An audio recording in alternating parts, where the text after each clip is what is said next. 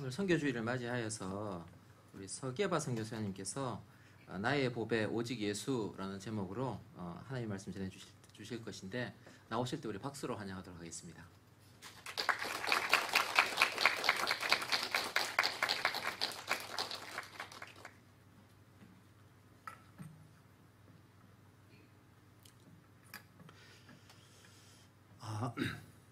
오랜만에 빛가온 교회, 예전에 새누리 교회였죠. 이렇게 오게 되어서 또 한동안 못 뵀던 우리 성도님들 뵙게 되어서 너무 기쁘고 좋습니다. 제가 아시는 분도 계시고 또 모르시는 분도 계시는 것 같습니다. 저는 제 소개를 좀 드리면, 제 본명은 서정무입니다. 그리고 선교사명은 서계바입니다. 계바. 제가 어디 가서 제 이름을 얘기하면, 계바라고 얘기하면 잘 못 알아듣더라고요. 네? 이러거든요. 계바라고. 베드로의 다른 이름 있죠. 반석이라는 뜻이에요. 제가 이 이름을 짓는 또 여러 가지 사연이 있지만, 오늘 다음에 기회가 되면 또 한번 나누겠습니다.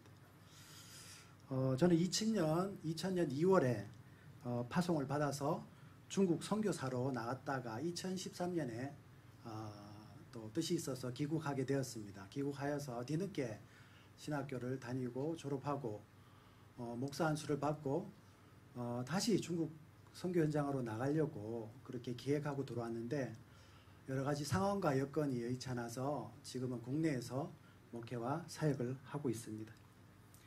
오늘 이렇게 우리 빛가온 교회 선교 주일 귀한 예배에 초대해 주셔서 너무 감사드리고, 이렇게 함께 예배 드릴 수 있어서 너무 감사합니다.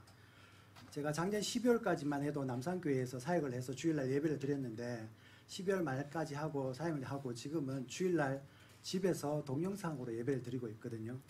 예배가 너무 고팠어요. 예배가 너무 고프더라고요. 같이 찬양 드리고 함께하고 이게 너무 그리웠는데, 오늘 교회 오니까 너무 좋은 것 같아요. 여러분 한 번씩 교회 빠지시고 예배를 한번 갈망해 보십시오. 제가 유튜브에서 어느 목사님의 설교를 듣는 중에 이런 이야기를 드시더라고요. 찬양을 잘하시는 목사님 한 분이 계셨습니다.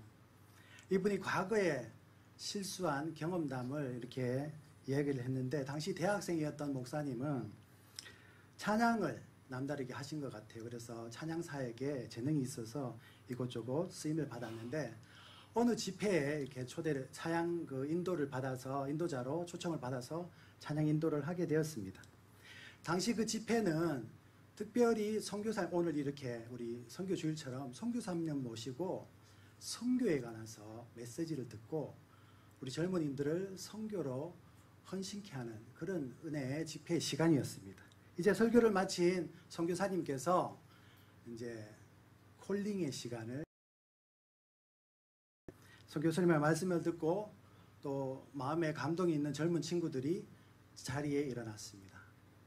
그래서 이제 이 찬양 인도하시는 이 목사님이 이제 찬양을 인도하게 되었는데, 이 목사님은 찬양도 좋아하셨지만 평소에 또 유흥가나 가요도 가끔 이렇게 자주 불렀던 것 같아요. 그런데 하필 이날 이 집회 이때에 큰 실수를 하게 되었습니다. 이제 선교사로 헌신케 된 이 젊은이들이 함께 일어나서 이제 헌신과 찬양을 드릴 때, 그 복음성가가 사막에 샘이 넘쳐 흐르리라, 아시죠?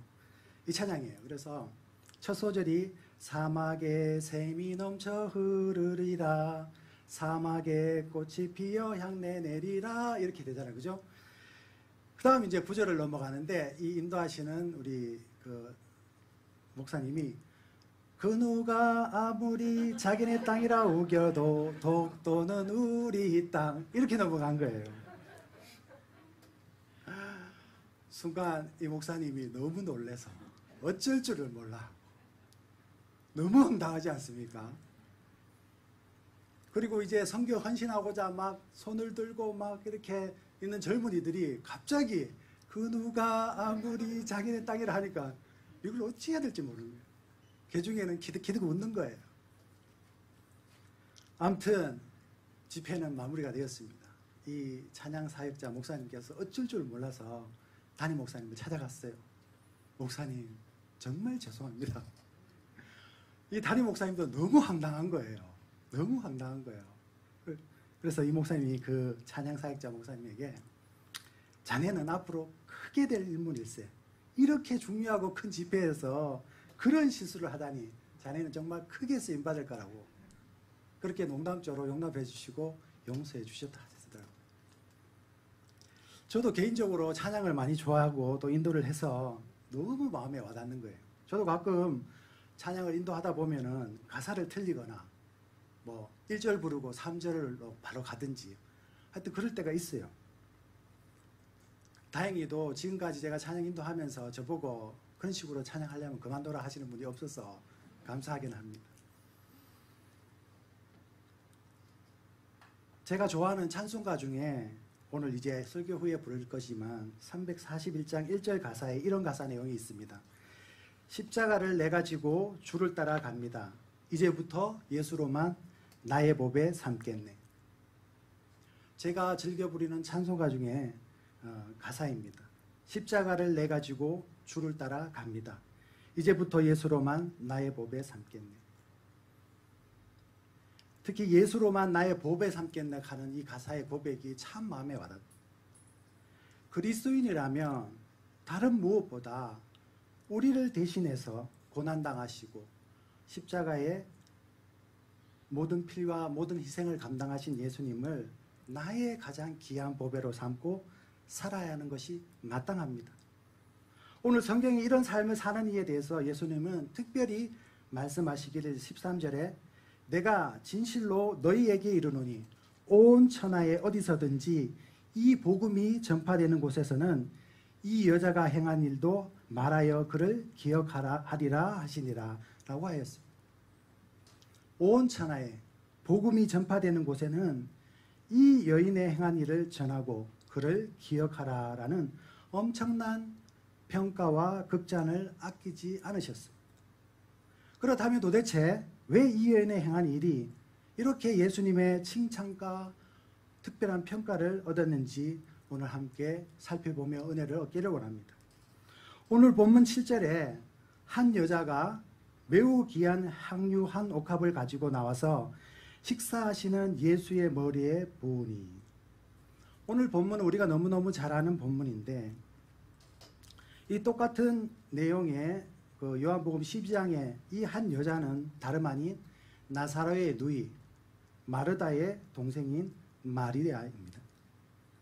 오늘 본문 사건 바로 앞전에 어떤 일이 있었냐면 마리아의 오빠 나사로가 죽었다가 그죠? 예수님의 도우심과 기적을 통해서 다시 살아나는 사건이 있었습니다. 그 사건이 있은 후에 예수님께서 문둥이 시몬의 집에 방문하였고 이 소식을 들은 마리아는 너무 기뻐서 그리고 가장 아끼고 또 귀한 향유 옥합을 가져온 것입니다. 당시 향유는 나무에서 나온 수액으로 기름이나 고약으로 만들어 진한 향기를 내뿜는 방향제로 많이 쓰였습니다. 마가복음의 14장 3절에 이 향유를 순전한 나드라고 기록하고 있습니다. 이 나드는 인도의 히말라야 지역에서 자생하는 나무의 뿌리에서 얻은 감송 향유를 가리키며 강한 향취를 냅니다. 향유는 주로 옥합에 담아 유통하였는데 이 옥합은 부드러운 대리석을 깎아서 만들었고 몸체는 아래는 둥그렇고 목은 길게 되어 있고 주둥이는 좁게 되어 있습니다. 그래서 입구를 봉하여서 그렇게 보관했는데 이게 뚜껑을 열었다 이렇게 하는 게 아니라 한 번 쓸 때 주둥이를 깨뜨려서 그렇게 사용했다고 합니다. 당시 향유 옥합은 매우 비싸고 희소성이 높아서 주로 기인들에게 또 귀한 선물용으로 그렇게 사용되었습니다. 화폐 가치로 따지면 요한복음에 보면 300데나리온이라고 되어 있거든요. 300데나리온. 이 300데나리온이라는 숫자는 한 노동자가 1년 내내 일을 해서 벌어들이는 수익의 금액이었습니다. 300데나리온. 쉽게 얘기하면 여러분과 저의 1년 연봉입니다. 적지 않은 금액이에요. 그죠? 이것을 요한복음 12장 3절에 마리아는 지극히 비싼 향유 곧 순전한 나드 한 근을 가져다가 예수의 발에 붓고 자기 머리털로 그의 발을 닦으니 향유 냄새가 집에 가득하더라라고 했습니다.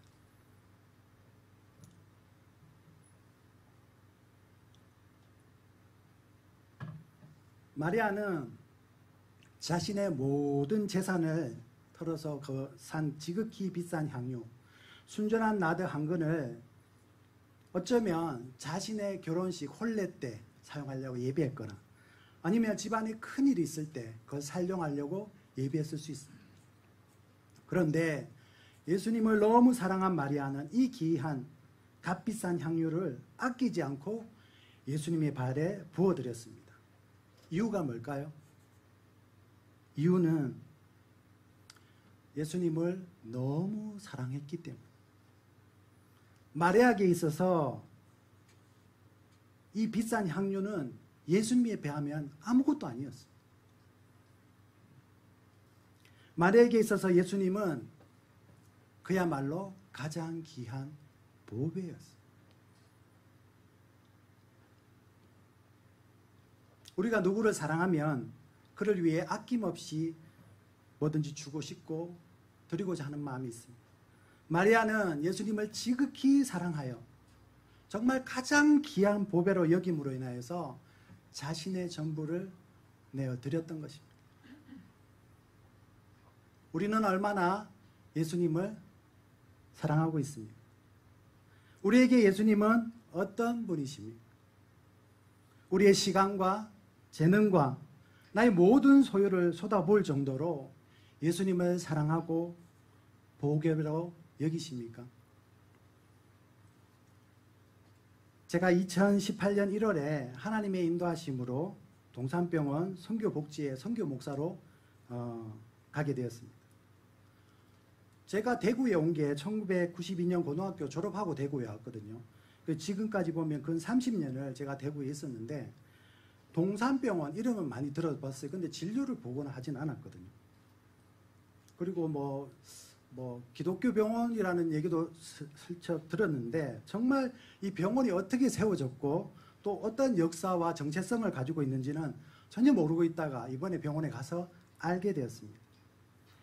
제가 몸담고 있는 동산의료 선교복지에는 그 동산병원 2대 병원장님이신 아치볼드 그레이 플래처라는 선교사님께서 병원 내에 조직한 병원 전도회라는 이름으로 1921년 조직했습니다. 당시 병원의 전 직원이 26명이었습니다. 원장님까지 합쳐서.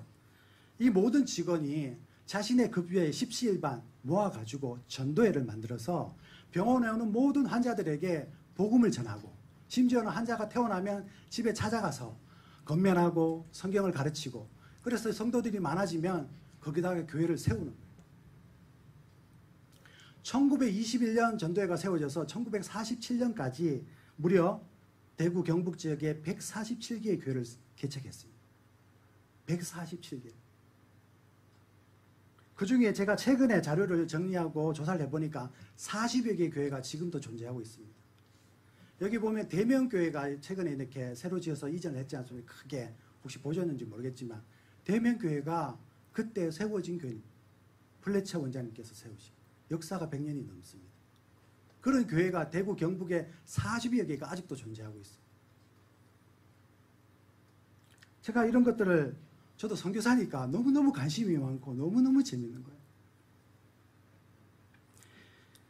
당시 전도회를 운영하는 운영비가 방금도 얘기했지만 그 당시에 28명의 직원의 급여에서 적게는 20%, 많게는 30%를 후원하고 본인이 거기 소속돼서 전도하고 그렇게 활동을 했습니다.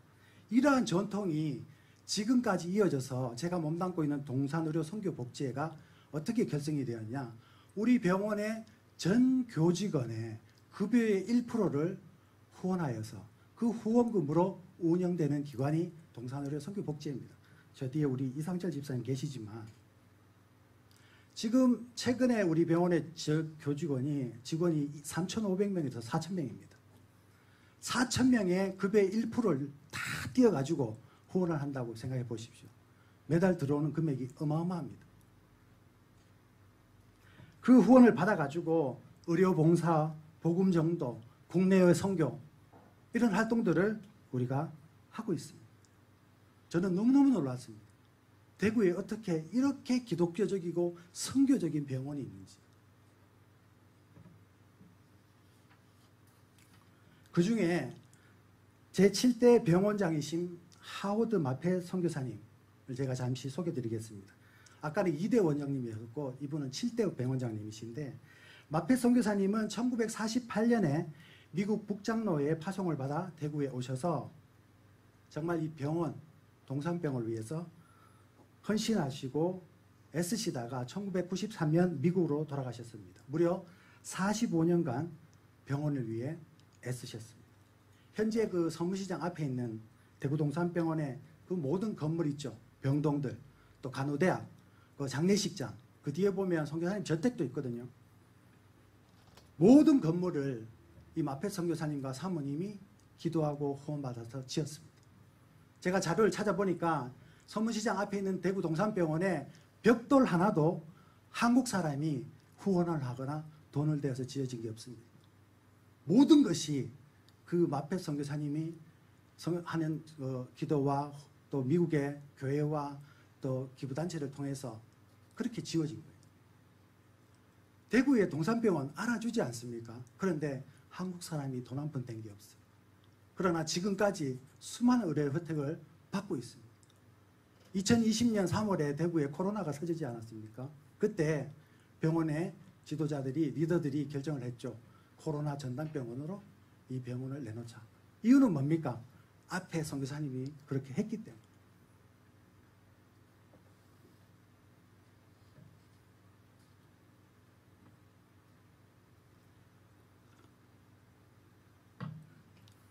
저는 그때 성서에 있었는데 한 번씩 거기 대구 동산병원 그 코로나 전담할 때 제가 다녀왔는데 사실 저도 겁이 났어요. 들어보니까 그쪽으로 파견받으신 간호사님들 또 수고하시는 직원들도 사실은 겁이 났대요. 혹시 어떻게 될까 봐. 심지어 거기에 근무하시는 분들은 집에 못 가고 전염될 수 있으니까 장례식장 땅바닥에 주무시면서 그렇게 진료와 또 코로나 환자들을 돌봤다고 하더라고요.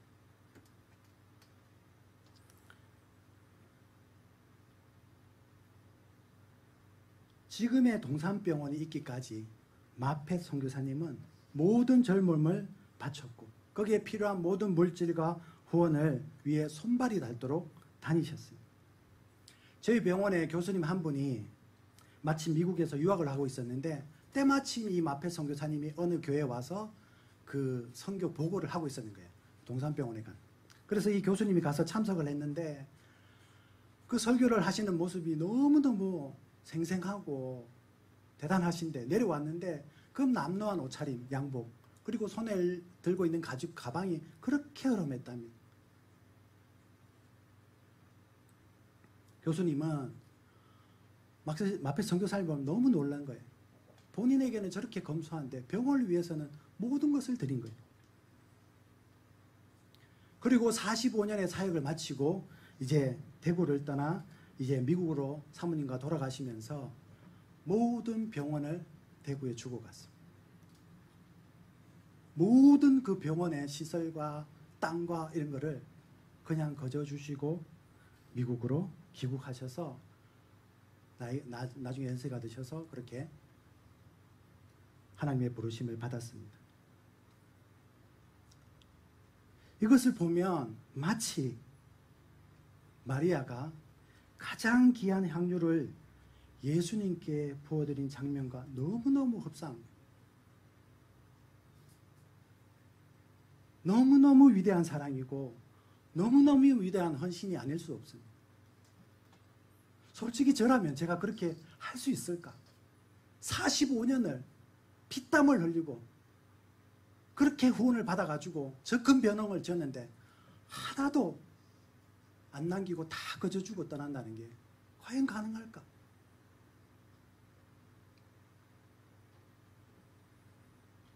마리아가 다른 무엇보다 예수님을 너무 사랑하고 보배롭고 귀하게 여김으로 그 귀한 향유업값을 예수님 발 아래 부어드렸던 것처럼 마페 선교사님이 예수님을 너무 사랑하고 보배를 여겼기 때문에 그렇게 병원을 드린 것처럼 우리도 저와 또 우리 빛가운 성도님들도 예수님을 너무 사랑하여서 예수님을 가장 귀한 보배로 여기며 살기를 원합니다.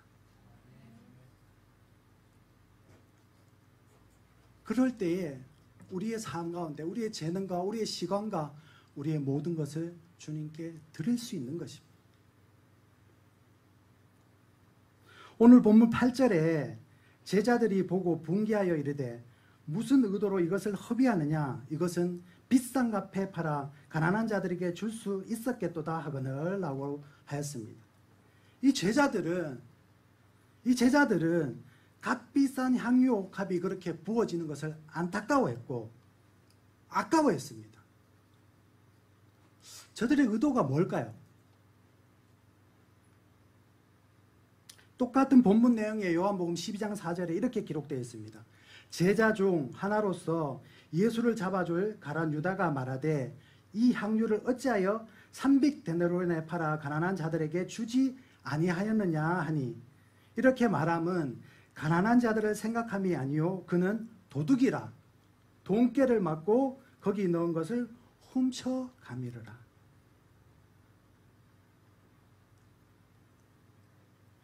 예수님의 제자들, 특히 그 중에 가룟 유다는 300데나리온의 향유 옥합이 그것이 아까운 것이 아니라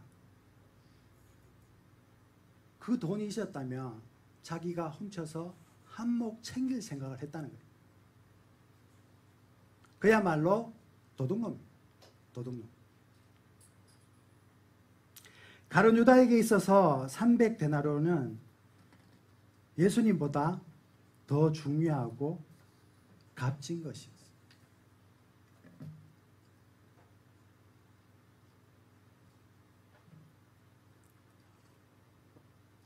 이것만 보더라도 제자 중에 이런 생각을 했다는 거예요. 심각한데 더 심각한 문제가 있었습니다.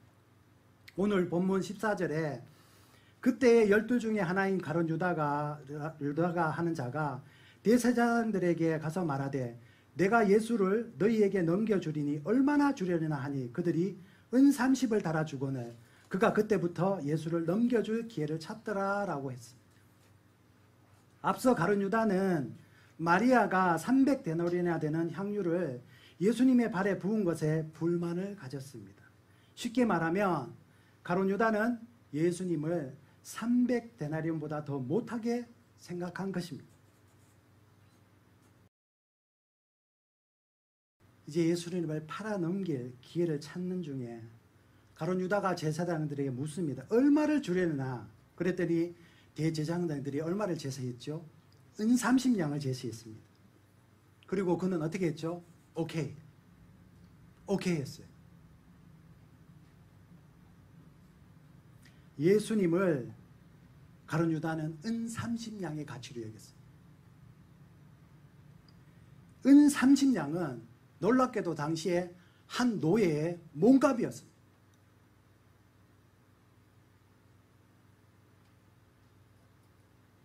가룟 유다에게 있어서 예수님은 은 30냥, 곧 일개의 노예와 같은 한 사람에 불과했던 것입니다.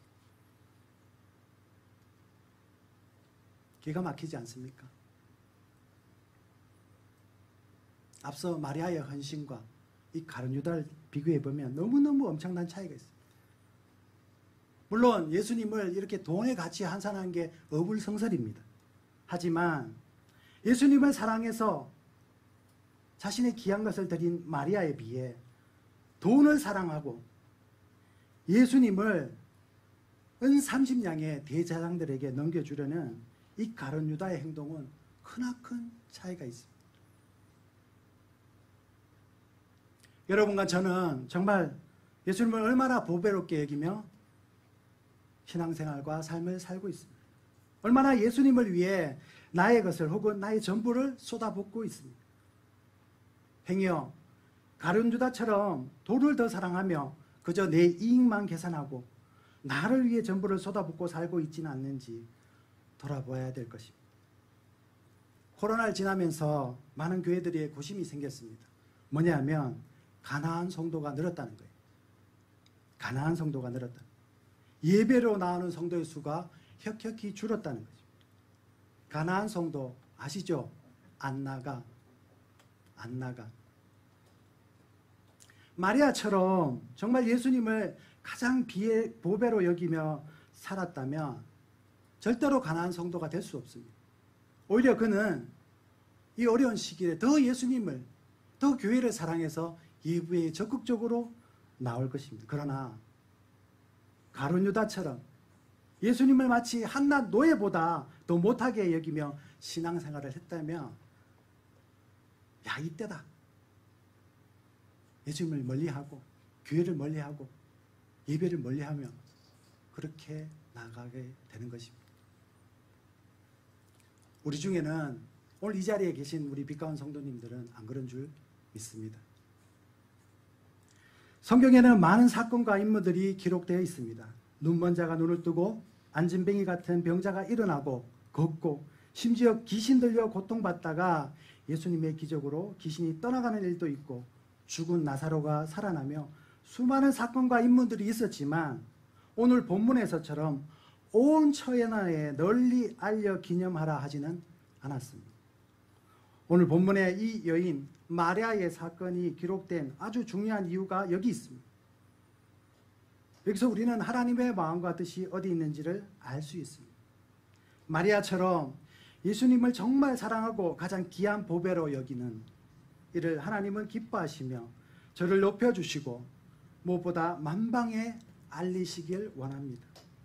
하나님이 동행하고 함께하고자 하는 이는 바로 마리아처럼 예수님을 가장 귀한 보배로 여기며 정말 사랑을 아끼지 않는 그런 사람입니다. 여러분과 제가 일평생 열심히 살아도 평생 누구에게 기억되거나 알려지지 않을 수 있는데 그러나 만약 저와 여러분이 예수님을 나의 가장 귀한 보배로 삼고 내 모든 전부를 쏟아붓고 산다면 하나님은 저와 여러분을 기억할 뿐더러 온 천하에 복음이 전파되는 곳곳마다 우리가 행한 일을 전파하고 기념케 하실 것입니다. 반대로 가룟 유다처럼 그런 삶을 살 때 우리의 자신의 모습과 우리의 인생 전체가 얼마나 비참한 결과를 얻게 될지 우리는 늘 염두에 두며 살아야 되겠습니다. 우리가 잘 아는 사도 바울은 모든 것을 해로 여김은 내 주 그리스도 예수를 아는 지식이 가장 고상하기 때문이라.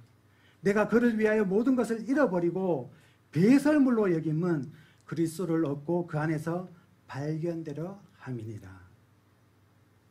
하였듯이 바울은 이전에 자신이 가졌던 알고 있던 모든 것들을 잃어버리고 배설물로 여길 정도로 예수님의 가치와 보배됨을 발견하고 일평생 주를 위해 헌신하여 살았습니다.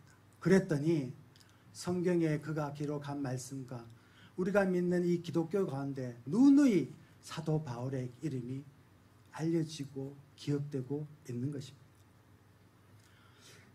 앞서도 제가 말씀드렸지만 제가 대학을 졸업하고 27살에 중국 선교사로 헌신하여 나아가게 됐습니다. 그리고 13년 동안 정말 주님을 위해 복음을 위해 헌신하여 살았습니다. 27살부터 40살까지.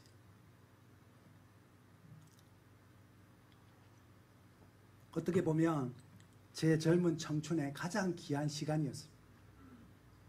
대학을 졸업하고 주위에서 많이 반대를 했습니다. 가지 마라. 좀 더 준비해서 가라. 신학교에서 목사 한 수 받고 가라. 다 뿌리치고 갔습니다. 심지어는 우리 부모님께서 가서 굶어 죽지 않겠나 걱정도 하셨습니다. 제가 가서 굶어 죽었으면 이 자리에 있겠습니까?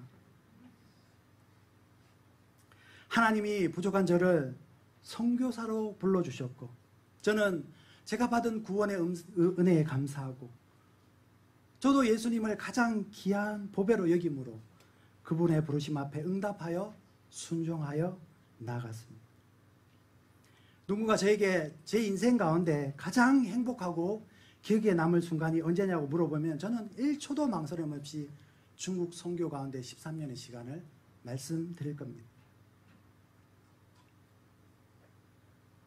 제 스스로 제 인생 가운데 돌아볼 때 제 인생 가운데 가장 잘 선택한 선택이었고 가장 보람 있고 가치 있는 그런 순간이었습니다. 마리아가 자신의 가장 귀한 옥합을 주님의 발 앞에 깨뜨려 드렸듯이 저는 저의 가장 젊을 때 14년 청춘을 주님을 위해 헌신하여 드렸습니다. 사실 저 같은 사람이 안동의 하회마을에 그 촌놈이 무슨 대우를 받고 사람들에게 알려지겠습니까? 그런데 유독 제가 예수님을 믿고 하나님의 부르심에 응답하여 선교사가 되었더니 많은 분들이 관심을 가져주고 사랑해 주시고 기도해 주시고 후원을 아끼지 않았습니다. 너무너무 감사해요. 제가 병원은 또 교회하고 달라서 직장생활이거든요. 막 직장생활 하는데 얼마나 힘든지 모르겠어요. 막 까이고 잘못하면 막 까이고 그러거든요. 이놈의 병원 때려쳐야 되나. 그런데 유독 교회만 오면 많은 분들이 저를 높여주시고 오늘도 이렇게 귀한 자리에 초청해 주셔서 이렇게 말씀을 나누게 해주시더라고요. 제가 원하는 것은 마리아처럼 사는 것입니다. 마리아처럼 사는 것. 제가 원하는 삶은 마페 선교사님처럼 사는 겁니다. 마페 선교사님. 여러분은 어떤 인생을 살기를 원하십니까? 말씀을 정리하겠습니다. 오늘 본문의 마리아는 자신의 전 재산과도 같은 귀한 향유 옥합을 우리 주님께 깨뜨려 부어드렸습니다. 그것은 마리아는 예수님을 사랑하였고 가장 귀한 보배로 여겼기 때문입니다. 반대로 예수님의 12 제자들은 그 귀한 향유 옥합 버려지는 것이 아까웠습니다. 심지어 가룟 유다는 예수님을 은 30냥에 팔아 넘기려고 했습니다. 예수님을 한 노예만도 못하게 여겼습니다. 이 시간 우리 자신을 돌아보길 원합니다. 내가 믿고 섬기는 예수님은 어떤 분인지, 나는 정말 마리아처럼 예수님을 보배롭게 여기며 헌신하여 살고 있는지 돌아보기를 원합니다. 예수님은 이러한 삶을 사는 일을 온 천하에 알리시길 원하며 영원히 기념하라 하였습니다. 우리 평생에 오직 예수님만을 보배로 삼고 사랑하며 주님을 위해 헌신하며 삶으로 우리의 이름과 헌신이 만방에 널리 알려지며 영원히 기념되는 저와 여러분 모두 되시기를 간절히 소망합니다. 기도하겠습니다. 하나님 아버지, 오늘 거룩한 주일, 특별히 선교 주일로 우리 빛가운데 성도님들과 함께 예배케 하심을 감사함을 드립니다. 예배가 기쁨이고 예배가 우리의 영혼을 새롭게 하며 예배가 우리의 소망이 되게 하여 주시옵소서. 하나님, 이 선교 주일을 통하여서 다시 한번 예수님의 말씀을 돌아보게 됩니다. 오늘 마리아가 자신의 가장 귀한 옥합을 주님의 발 앞에 깨뜨려 드렸듯이 그녀는 예수님을 사랑하고 가장 귀한 보배로 여김으로 자신의 전부를 드렸습니다. 하나님, 우리도 주님을 더욱 사랑하게 하시고 주님을 가장 귀한 보배로 여김으로 우리의 전부를 드리게 하여 주시옵소서. 하나님, 가룟 유다는 예수님을 은 30냥에 팔아 넘기려 하였습니다. 그의 마음속에는 예수님이 한낱 노예만도 못한 그런 존재로 여겼습니다. 이 시간 우리가 지금까지 신앙생활을 하면서 우리의 모습 가운데 가룟 유다 같은 모습이 있었다면 하나님 용서하여 주시옵소서. 우리의 잘못과 우리의 부족함을 긍휼을 베푸사 깨끗게 하여 주시고 이 시간 이 말씀을 통하여서 마리아처럼 마페 선교사님처럼 예수님을 가장 귀한 보배로 여기며 우리의 삶의 모든 것을 주님을 위해 헌신하고 드리게 하여 주시옵소서. 이 시간도 선교 현장에서 정말 마리아처럼 마페 선교사님처럼 선교하시는 많은 우리 선교사님들 하나님 눈동자같이 지켜주시고 저들의 수고와 헌신이 헛되지 않게 하시며 온세 만방에 알리시고 영원히 기념케 되게 하여 주시옵소서. 오늘 시간 우리 귀한 예배를 받아주신 하나님께 감사드리며 모든 영광 드립니다. 거룩하신 예수님 이름으로 기도드리옵나이다. 아멘.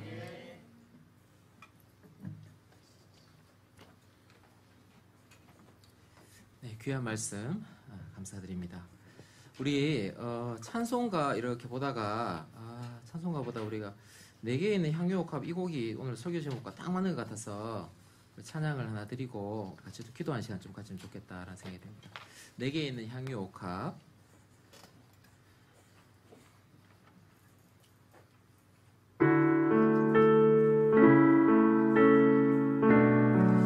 가사를 생각하시면서